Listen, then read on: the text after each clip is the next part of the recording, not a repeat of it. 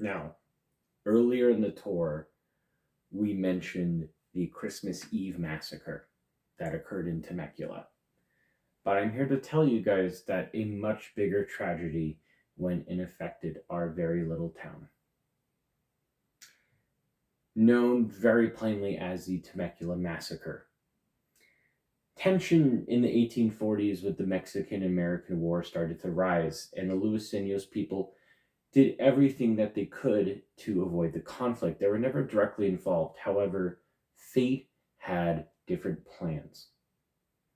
One night, a group of 11 Mexican lancers snuck into the Palma brand of the Luisenios.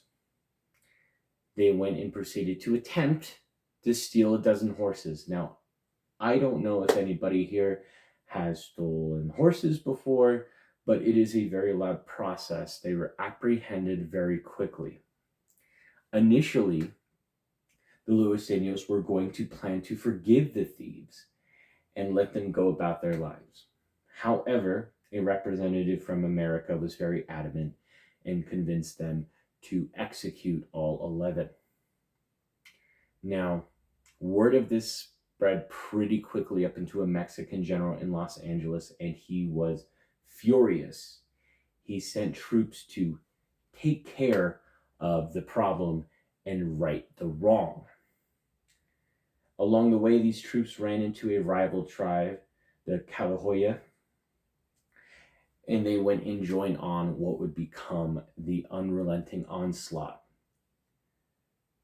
Now, the Palma Brand went and got word in advance that this was happening, and they fled to the caves and canyons nearby the area. However, it was not enough. The battle ended very quickly. The Luisenios lost 100 people, and the Calahoya went and executed the remaining bunch, now known as the Temecula Massacre.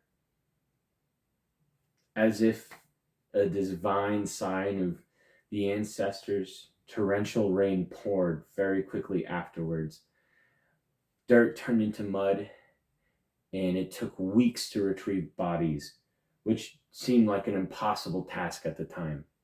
The Luisenios were forced to create a mass grave. Now, that mass grave currently sits in a Home Depot parking lot, in case anybody is curious. It is fenced off. There's no signs of what it is. There's no totems of respect. Just a giant fence that says you cannot go in here.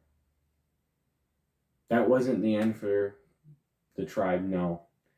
The Luisenios people then began to watch a little bit afterwards the Mexicans and Americans start to build in Temecula, and they warned them very early in that these were sacred burial grounds and that they were in fact cursed.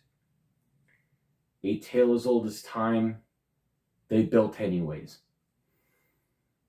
And I personally believe that a lot of the supernatural energy that emulates this small town is in fact a result of the disrespect that the Luisenios people endured, not only before the slaughter, but clearly afterwards.